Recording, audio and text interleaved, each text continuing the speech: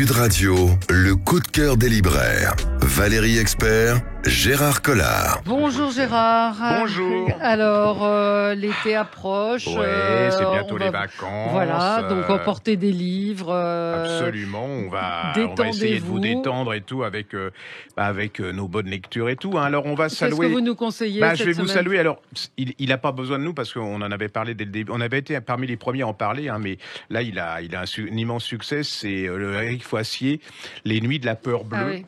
Alors ça, c'est absolument... Bon, ce type est en train de devenir un classique du... Vous savez, un peu comme Nicolas Le Floch, avec ses grands polars classiques. Et là, il est en train de devenir, à mon avis, ça va rester parce que c'est hyper bien fait, c'est hyper bien fouillé au niveau historique. Alors, on est en 1830. Hein.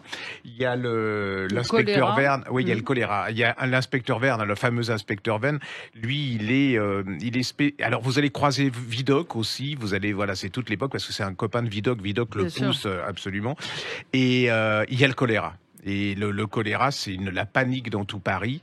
Et il y a des meurtres qui s'enquillent les uns après les autres. Et à chaque meurtre, on retire un rein, un foie et tout. Donc, il est chargé de mener l'enquête pour savoir qui est derrière tout ça. La reconstitution, elle est historique et tout. Et alors, il y a Aglaé. Alors, Aglaé, c'est la première femme inspectrice qui est à cette époque-là. Enfin, il l'a créé, et tout. Et puis, il y a deux nouveaux personnages que j'ai adorés. C'est l'entourloupe. C'est un escroc repenti. Et puis, Tafik, c'est un ancien mamelouk. Et tous ces gens, ils vont s'unir pour essayer de savoir pourquoi il y a ces meurtres, qui est derrière ces meurtres. Alors, ce que j'aime bien dans Foissier aussi, c'est qu'à la fin du roman, vous avez plein de notes. Mais d'habitude, les notes, c'est rébarbatif et chiant. Et là, non, vous apprenez plein, enfin vraiment beaucoup de choses sur l'époque et tout. Alors, faut tous les lire. Il y en a deux ou trois qui sont parus. Le premier, c'est le Bureau des Affaires Occultes. C'est celui qui a lancé le personnage, qui est vraiment un chef-d'œuvre. De cet enquêteur Valentin Verne. Voilà, ça qui est vraiment. Mais je ne comprends pas qu'on n'ait pas fait encore une série télé de ça, parce que c'est pas possible. Hein. Les gens qui cherchent des scénarios et tout ça, c'est absolument fait pour la télé. Allez-y parce que c'est vraiment. Vous allez passer un bon moment. Si vous avez peur qu'il pleuve pendant les vacances, faut pas rêver. Même vous mettez à l'ombre dans un. Et voilà, et vous prenez les trois. Vous allez voir, vous lâcherez pas. C'est complètement. Il y a une partie en poche déjà. Et voilà, ça, c'est le dernier. C'est le dernier qui vient de paraître. Les Nuits de la peur bleue. Donc c'est dans le cadre de cette collection, le Bureau des Affaires Occultes. Puisqu'on parle des livres de poche, on signale que ce week-end se tient à Saint-Maur. Vous avez encore le temps. Saint-Maur-des-Fossés. Saint-Maur en poche, en mini-poche. Mini-poche à 70 auteurs quand même. 70 auteurs qui sont là, qui vont dédicacer leurs livres. Le livre de poche, ça fonctionne très très bien par les temps qui courent. Donc si vous êtes dans le coin, pas très loin, cet après-midi, il fait beau. Passez, il fait beau. Vous avez tremblé pendant 10 jours. Il fait très beau. Donc venez à Saint-Maur. Et vous allez voir, l'ambiance elle est sympa. Les auteurs vous parlent. C'est pas comme au Salon de Paris. Vous pouvez les toucher, leur parler. Même ils pourront vous offrir à boire. Enfin, c'est vraiment une ambiance très spéciale. Et puis c'est que des gens. On les choisit. Hein. C'est vraiment que des. Voilà, au niveau du polar, c'est que des qualités. Puis il y a tous les grands autrices et auteurs dont on a parlé ici sont là. Il y a Pancol, il y a Strésy, il y a des gens comme ça qu'on a adorés. Vous les retrouverez en chair et en os pour les filles plutôt en chair. Oui, je sais, c'était facile.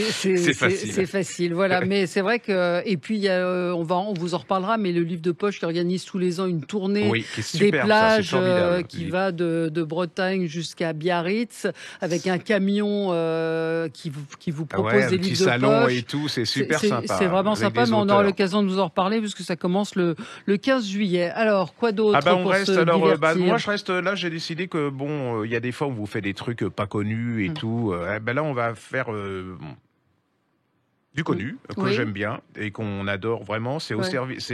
C'est Frédéric Lenormand. C'est au service secret de Marie-Antoinette et c'est Mort sur le fil.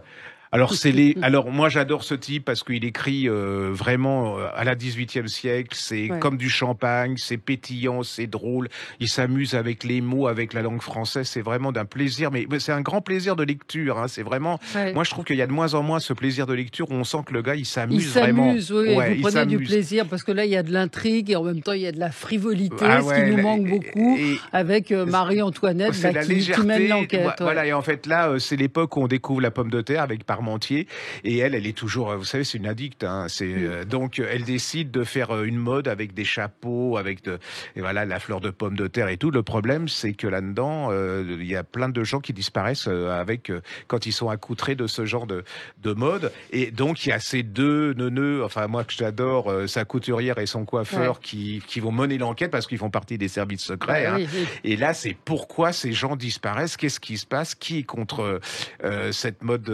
de la pomme de terre, est-ce que c'est contre Marie-Antoinette, c'est des révolutionnaires, c'est des espions, qu'est-ce que c'est génial parce qu'en fait il a l'art de mener l'intrigue aussi parce qu'on rigole, on rigole, mais en même temps il y a une intrigue, vous êtes pris par le suspense. Enfin rigoler n'est pas le terme, on est charmé, et en plus il y a un vrai suspense, c'est un vrai auteur de polar, faut lire toute la série, il y en a plein qui sont beaucoup qui sont parus en J'ai lu.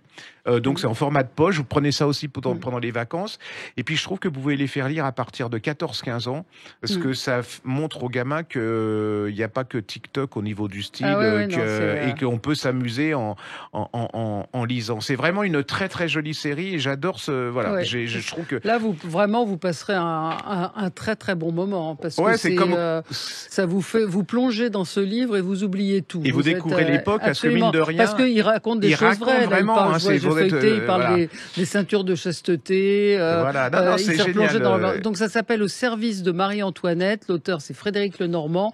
Mort sur le fil, c'est le dernier qui est paru, c'est aux éditions de La Martinière. Voilà. Alors tout autre chose, Le fils du gouverneur, Jean-Marie Baron, c'est aux éditions Baker Street. Alors comment vous racontez cet homme absolument incroyable? Donc Jean-Marie Baron, c'est le fils de François Baron, qui a été le dernier gouverneur de l'Inde à Pondichéry et qui a été le premier à rejoindre l'appel du général de Gaulle. C'est une vie incroyable, et c'est quand on lit ce livre, on se dit qu'on aurait aimé le connaître, cet homme, parce qu'il a une vie, quand vous voyez, comme vous dites, les neuneux aujourd'hui, la richesse, il a rencontré, il était là quand le mouvement surréaliste, quand André Breton a dit il faut tout casser, il faut tout changer, il était là, il a parcouru le monde, il a rencontré Kessel, il était là aussi quand le chant des partisans s'est écrit. C'est une vie d'une richesse absolument incroyable, c'est une plongée au cœur du surréalisme. Il y a plein de photos aussi qui vous racontent un petit peu sa vie, les gens qu'il a côtoyés.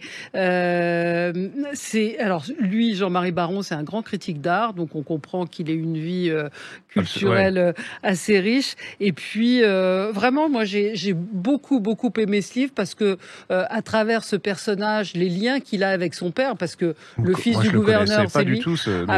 C'est une vie, c'est une personnalité absolument incroyable, vraiment un grand homme. Et vous vous dites que vous avez envie de le connaître, et que la vie de son fils est intimement liée à celle de son père, puisqu'il y a des choses. C'est vraiment vous traversez le siècle culturellement, politiquement. Ces gens avaient des vies qui étaient des romans. Hein. C'est-à-dire que même les romanciers n'auraient pas, c'est un peu bateau ce que je dis, mais n'auraient pas osé imaginer ce que ces gens ont vécu. Puis c'est des gens qui ont du courage quand même. Hein. Et puis c'est un hommage d'un fils à son père. Donc vous pouvez y aller. Puis il a écrit, Jean-Marie Baron, un livre sur Caillebotte.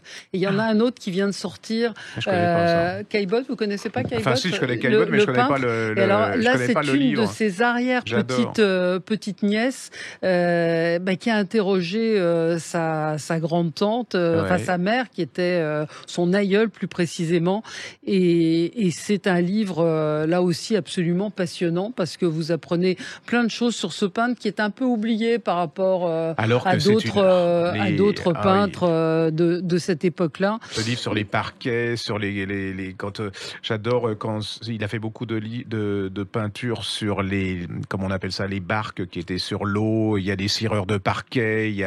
C'est un magnifique écrivain, un magnifique peintre, mais c'est aussi un écrivain parce qu'il il racontait la vie quotidienne des gens de l'époque, et c'est vraiment un peintre extraordinaire. Elle s'appelle Stéphanie Chardot-Bottéry, c'est chez Fayard, et donc Gustave Caillebotte raconté de l'intérieur par Geneviève, parce qu'il n'a pas eu d'enfant, donc qui était son unique descendante, c'est l'arrière-grand-mère de l'auteur, qui est une passionnée. C'est marrant d'ailleurs comme l'influence de la famille sur la suite après des générations suivantes, et donc elle a passé 14 ans avec cette grand-mère qui lui a raconté tout un tas d'anecdotes sur Renoir, c'est ça aussi, Manet, c'est toute cette époque. Et puis ce qui est intéressant, ce que je trouve intéressant, c'était l'amitié, la sincérité qu'il pouvait y avoir entre eux.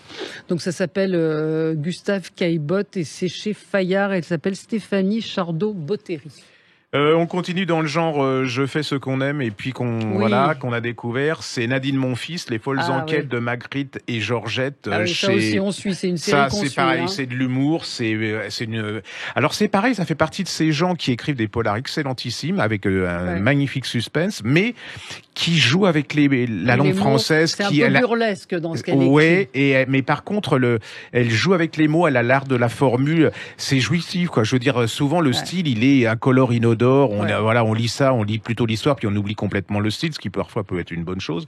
Et là, on est à Dinan, dans une ville belge, parce que pas... Dinan, il y en a une, je crois, en Bretagne aussi. Donc, on est dans une ville belge, dans un monastère. Et dans ce monastère, ils fabriquent de la bière, de l'Ef. Ça s'appelle la bière de l'Ef. D'ailleurs, le livre s'appelle Lève-toi et marche. Voilà. Donc, ça vous donne un ton, une idée. Et donc, il y a le chanoine du couvent qui a donné à une documentariste, on dit ça, une documentaliste plutôt, une sorte de... Elle disparaît, et c'est le manuscrit d'une bière, mais qui rend la vie éternelle. Et donc, est-ce que c'est vrai, est-ce que c'est pas vrai? Et là vont intervenir Magritte et sa femme pour mener l'enquête, parce que le thème de toute cette série, c'est Magritte et sa femme qui mènent l'enquête avec leur chien, qui est absolument extraordinaire. Oui, toujours. Ouais. Et donc là, vous êtes rentrés. Alors, c'est pour ça, vous trompez pas. Il y a une vraie enquête, c'est-à-dire que vous rentrez dedans, vous ennuyez pas, vous voulez savoir. Parce que déjà une bière, je trouve l'image en plus c'est génial. Et on veut savoir qu'est-ce qui s'est passé. Pourquoi cette femme a disparu? Est-ce que ça existe? Que ça n'existe pas? Puis c'est toute l'âme de la Belgique. J'aime ces livres, moi, qui vous racontent des grands destins, qui vous racontent ou qui sont un peu plus légers. Allez, on se retrouve dans un tout petit instant avec vous sur Sud Radio. Sud Radio, le coup de cœur des libraires. Valérie Expert, Gérard Collard. Alors, tiens, c'est l'été. André Zana Murat, l'été passe, les recettes restent. Alors, André Zana Murat, elle est formidable. C'est une passionnée de cuisine. Elle fait partie de l'amicale du gras. Donc, et elle a des recettes simples, faciles, gourmandes. Et elle publie chez Hachette Pratique, donc ce livre, l'été passe et les recettes restent. Et elle, en fait, l'idée est partie du fait qu'elle a toujours des copines qui lui disent mais qu'est-ce que je peux faire cet été quand il y a du monde, comment je fais, j'en peux plus de faire toujours les mêmes recettes. Et donc elle a trouvé des recettes. Alors elle est d'origine tunisienne, je crois que vous allez nous parler d'un livre. Et donc il y a à la fois de la Tunisie, parce que c'est un grand mélange, la Tunisie, de l'Italie, et elle a demandé à ses copines de lui donner aussi quelques recettes. Donc là, c'est vraiment le livre de l'été pour la cuisine. C'est chez Hachette Pratique. Ça s'appelle L'été passe, les recettes restent. Et c'est André Zana Murat. Puis en plus, c'est rigolo parce qu'il y a plein d'idées pour des petits, quand vous recevez 20 personnes. Enfin, ça vous arrive pas parce que vous n'avez pas d'amis, mais je rêve. mais c'est vrai que ça peut être aussi des idées pour faire quand on a beaucoup de monde qui arrive comme ça. Il y a parfois des trucs très simples à faire. Pour parler de Tunisie, j'étais très touché. C'est un très joli livre, puis qui est important parce que c'est ces livres qui permettent de ne pas oublier des. Enfin, il y a des tas de témoignages comme le précédent dont vous avez parlé avec le dernier gouverneur des Indes. Qui s'il n'y avait pas ce livre, ce monsieur il serait passé, on aurait oublié. Et elle nous raconte ces Juifs de Tunisie et émigrés, c'est-à-dire c'est toutes.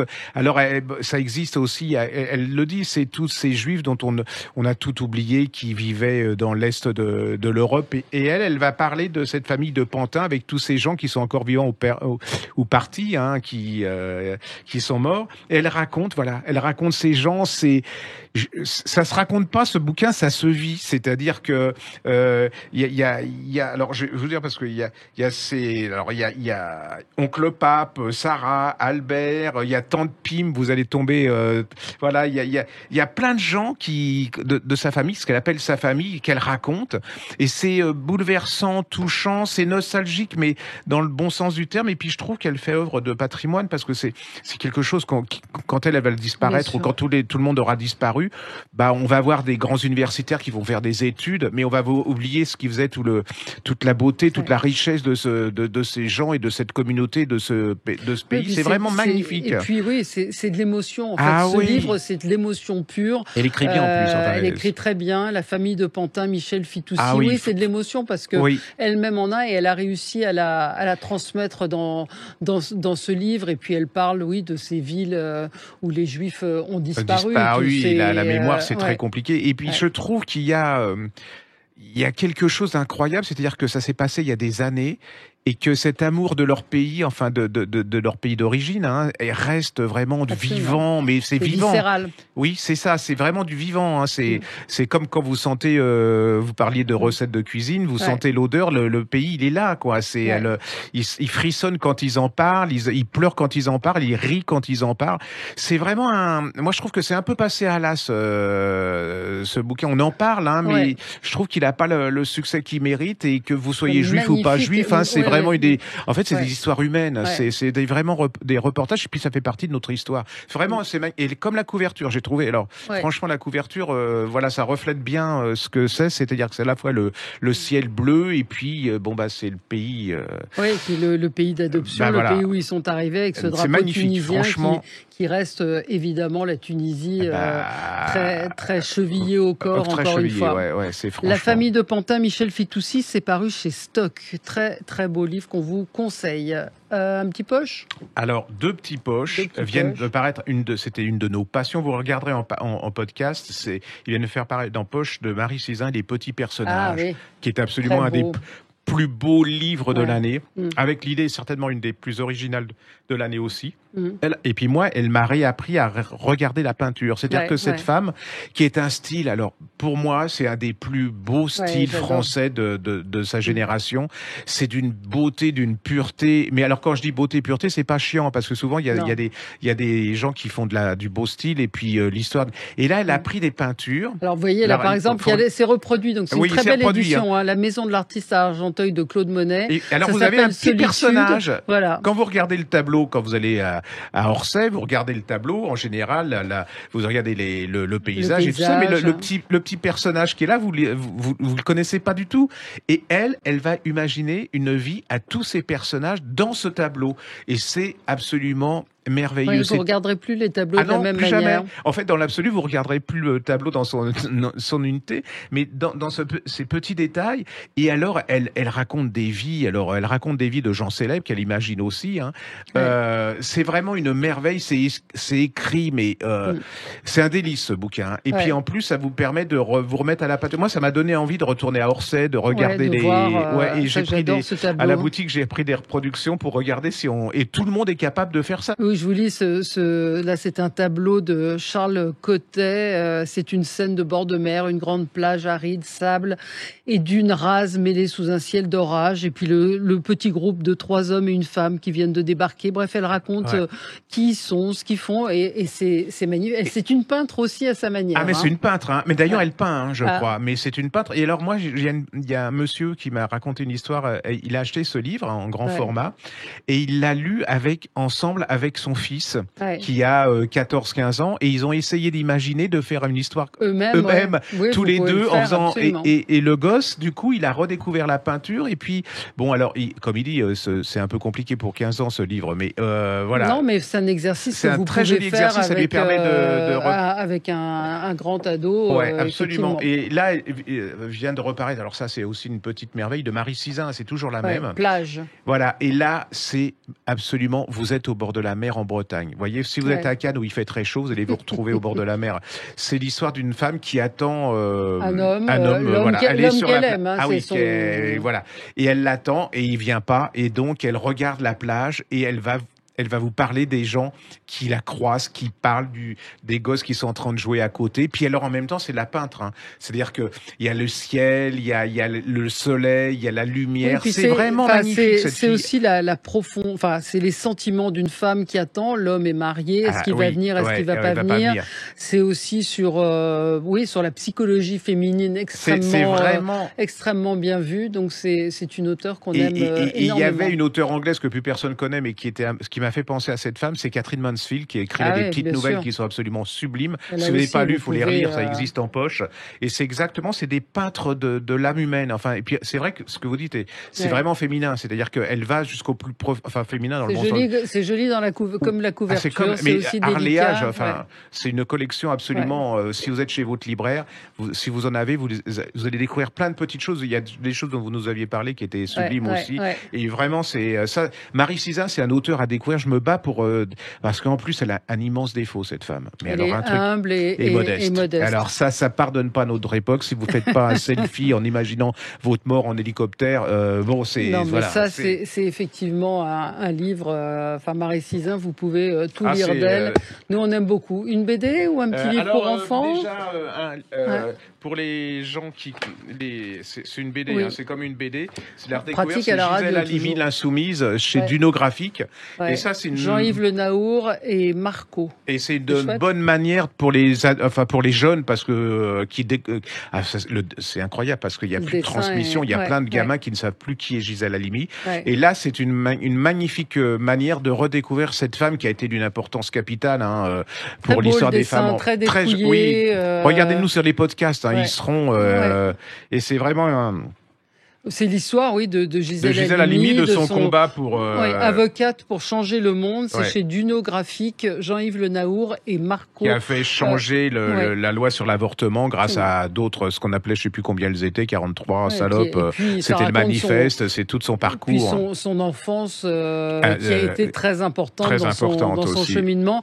Donc oui, c'est une bonne manière de faire découvrir ce personnage à des plus jeunes, puis à des moins jeunes aussi, parce que parfois on a un peu oublié. Alors on va refaire dans les incontournables. Il y a des gens qui vont nous dire qu'on reparle de gens, mais moi je m'en fous parce que j'aime bien. Je vois pas pourquoi un clip de vidéo on peut le faire passer 2000 et qu'on n'a pas le droit de passer 2 fois un truc.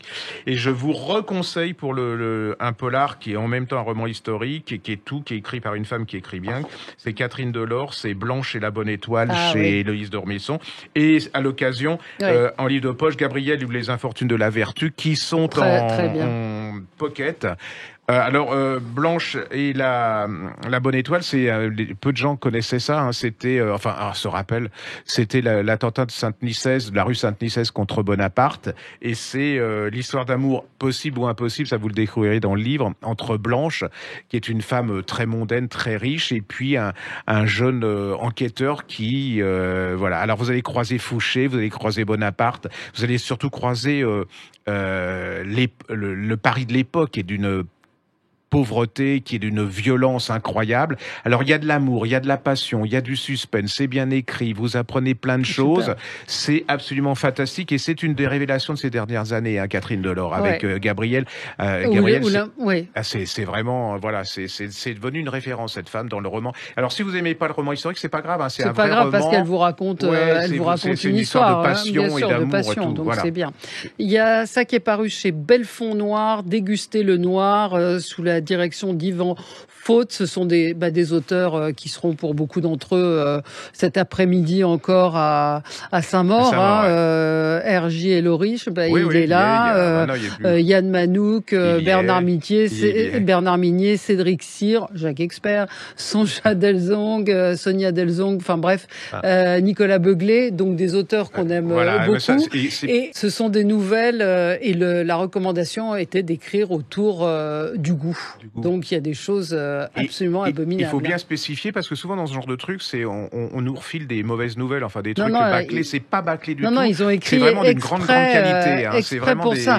Il y a des choses terribles. Celle de Cédric Cyr en particulier, ça mériterait que chacune soit développée en roman, je trouve. Parfois c'est des personnages qui sont cruels. Donc si vous aimez les nouvelles, je vous le conseille, dégustez le noir. C'est chez Belfond Noir. Et puis dernier. Puis je sais pas, on a encore le temps là. Le meilleur des câlins de Simi. Alors là, en podcast, vous allez voir, il se pose la question, le gamin, quel est le meilleur des câlins? Alors il y a plein, il y a le câlin de l'hippopotame, il y a le câlin du kangourou, enfin il y a plein de câlins. Et puis à la fin, je vous donne pas la réponse, mais vous allez découvrir quel est le plus beau des câlins. Sans doute, il y a un suspense. Aussi, il y a un suspense. Le meilleur des câlins, c'est chez Album sans circonflexe. Merci Gérard, à la semaine prochaine. Très bonne journée sur Sud Radio. Sud Radio, le coup de cœur des libraires. Valérie Expert, Gérard Collard.